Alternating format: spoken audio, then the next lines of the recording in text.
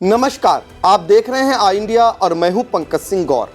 विद्युत उपभोक्ताओं के लिए यह परेशान करने वाली खबर है कि विद्युत आपूर्ति बेपटरी होने का खतरा लगातार गहराता जा रहा है। विद्युत कर्मचारी संघर्ष समिति के बैनर तले 23 संगठनों की हड़ताल लगातार गंभीर होती जा रही है। वहीं शासन भी अपना रुख नरम करता नजर नहीं आ रहा है।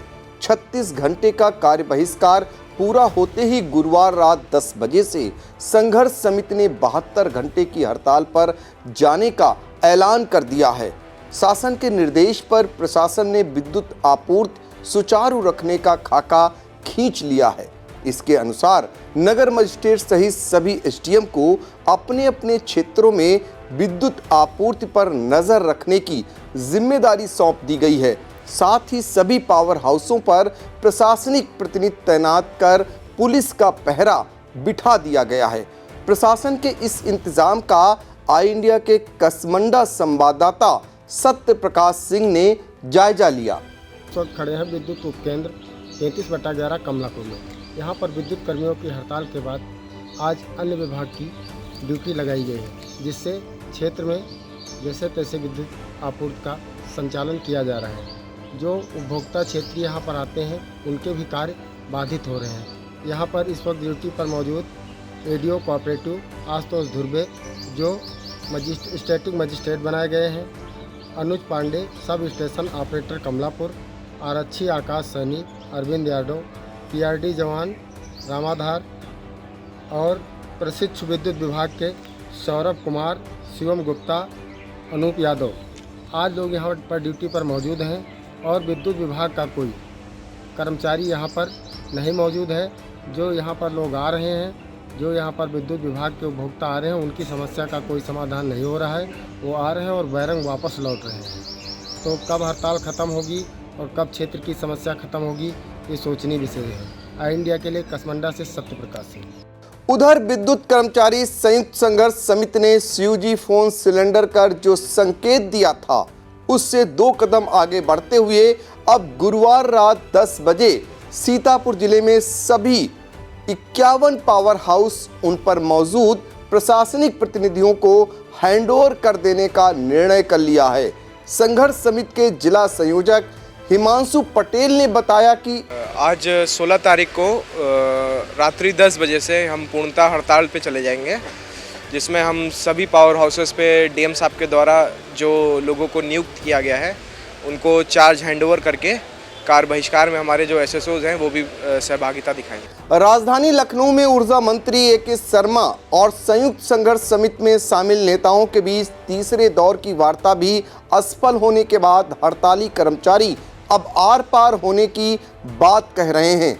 हालांकि ऊर्जा मंत्री के स्तर से हड़तालियों पर कड़ी कार्रवाई किए जाने की बात कही जा रही है, लेकिन जमीनी स्तर पर उसका कोई असर होता नजर नहीं आ रहा है। बुलंद आवाज में धरना स्थल पर होती नारेबाजी इसकी गवाही देती है। हड़ताल और आगे कहां तक जा सकती है, इसे लेकर जूनियर इंजीनियर संगठन के जिला अध्यक्ष रमेश सिंह ने बताया।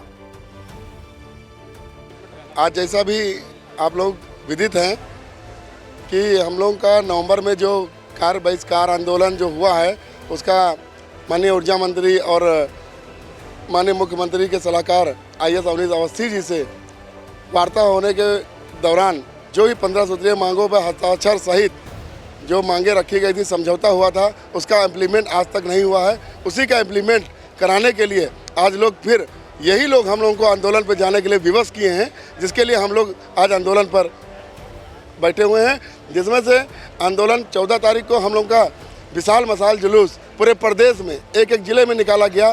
तब भी इनका कुंभकर्णीय नींद जगाने का काम किया, लेकिन उसके बाद भी ये लोग जागे नहीं किसी तरीके से। फिर कार्य बहिष्कार हम लोग करने का वो किए, उसमें भी नहीं जगे। आज हम लोग सिम बंद कर दिए हैं, उसमें भी कुछ नहीं हुआ। आज रात 10 बजे से पूर्तिया 72 घंटे के लिए पूर्ण हड़ताल पर हम लोग चले जाएंगे, जिसकी पूर्ण जिम्मेदारी सिर्फ प्रबंधन की होगी। वितरण खंड के साथ पारेषण खंड भी इस हड़ताल में। इस खंड के सीतापुर स्थित अशासी अभियंता डीसी दीक्षित ने बताया कि हमारा जो समझौता हुआ 3 दिसंबर 22 को जो समझौता हुआ था वो समझौते का पालन हो। समझौते में सबसे बड़ा बिंदु ये था कि कंपनीज एक्ट के अंतर्गत जो चेयरमैन और एमडी होते हैं उनको एक चयन समिति होती है जिसमें प्रमुख सचिव रहते हैं, चीफ सेक्रेटरी होते हैं और उनकी कमेटी के द्वारा उसका सिलेक्शन होना चाहिए। लेकिन ऐसा ना होकर के एमडी और चेयरमैन जो भी बनाए जा रहे हैं आईएएस बनाए जा रहे हैं। ये सबसे बड़ी मांग थी, लेकिन इस पर कोई कार्रवाई नहीं हुई। और भी कई मांगें थी हमारी, रियायती बिजली की सुविधा है, ये बरकरार रहना चाहिए। पेंशन की सुविधा, पेंशन जो सन 2000 के बाद लोग आए हैं बिजली बोर्ड में उनको पेंशन नहीं मिल रही है। इस तरह से आप शक्ति भवन को अभी जाके देखिए तो वहाँ एंट्री पॉइंट पे इस तरह से लगा दिया गया है फेस रिकॉग्निशन सिस्टम, एकदम जेल बना दिया गया शक्ति भवन को। ये आज तक किसी प्रबंधन ने ऐसा नहीं किया है। इन सब बातों का हम विरोध करते हैं। संविदा कर्मियों का नियमितीकरण भी किया जाए, ये मांग हमारी थी, लेकिन आज तक इस पर कोई कार्रवाई नहीं हुई है। तेलंगाना में और राजस्थान में इसमें जो है संविदा कर्मियों का नियमितीकरण किया गया। कई मांगे हमारी हैं और ये आज रात को 10 बजे से हमारी स्ट्राइक शुरू हो जाएगी। इसमें सभी लोग जितने कर्मचारी हैं और अधिकारी हैं सभी स्ट्राइक में शामिल हैं। विद्युत आपूर्ति को सुचारू रखने में सबसे अहम या कहें कि पूरी की पूरी भूमिका जिन संविदा कर्मियों के कंधों पर रहती है वह भी इस हड़ताल में कदम से कदम मिलाकर चल रहे हैं। हालांकि पावर कारपोरेशन प्रबंधन ने इन पर दबाव बनाने के लिए इनकी कार्यदायी संस्थाओं से चेतावनी पत्र जारी कराए हैं, लेकिन उनका भी कोई असर जमीन पर नजर नहीं आ रहा है। संविदा निविदा कर्मचारी संगठन के जिला अध्यक्ष सुखविंदर सिंह ने बताया कि क्योंकि इस संयुक्त संघर्ष समिति के जो भी कार्यक्रम हैं, इस धरने में हमारे संगठन का पूर्ण रूप से पूरी निष्ठा के साथ सहयोग है। और क्योंकि जब पूरा सारे संगठन एक साथ मिल के कारपोरेशन की जो गलत नीति है, जिस तरीके से गलत अनुबंध करके संविदा प्रणाली लागू की गई है, उस गलत नीति को समाप्त करने के लिए समान कार्य का समान वेतन देने की बात, और ये जितने कम वेतन में हम लोगों का गुजारा नहीं हो पाता है। और विभाग से, क्योंकि सबसे बड़ी जो दिक्कत इस समय विभाग में आ रही है वो निजीकरण की, इस निजीकरण को ख़त्म करने के लिए सबसे पहले विभाग से आउटसोर्सिंग नीति खत्म हो और हम लोगों को विभाग की सेवाओं में शामिल किया जाए। क्योंकि विभाग की अभी तक की हम लोग पूरी तरह से रीढ़ बन चुके हैं विभाग के कार्य में, और हम संयुक्त संघर्ष समिति के साथ हैं, कंधे से कंधा मिला के साथ हैं, और सारे संगठन एक साथ मिल के और आर पार की लड़ाई लड़ने के लिए तैयार हैं। संघर्ष समिति द्वारा लिए गए एक अन्य निर्णय के अनुसार अगर किसी पावर हाउस पर प्रशासनिक प्रतिनिधि द्वारा उसे हैंडओवर करने से इनकार किया जाता है तो वहां पर कार्यरत कर्मचारी महज चौकीदार की भूमिका में रहेंगे। उनका आपूर्ति आने जाने या किसी अन्य समस्या से कोई वास्ता नहीं रहेगा। साफ जाहिर है कि शासन और संघर्ष समिति दोनों में से कोई पीछे न हटा तो आने वाले समय में विद्युत उपभोक्ताओं के सामने भारी दिक्कतें खड़ी हो सकती हैं। आपके लिए इस खबर की स्क्रिप्ट हमारे सहयोगी बीरेंद्र मिश्रा ने तैयार की व एडिटिंग हमारे एडिटर बबलू चौहान ने की। कैमरे के पीछे हमारे सहयोगी हसन गोगा रहे।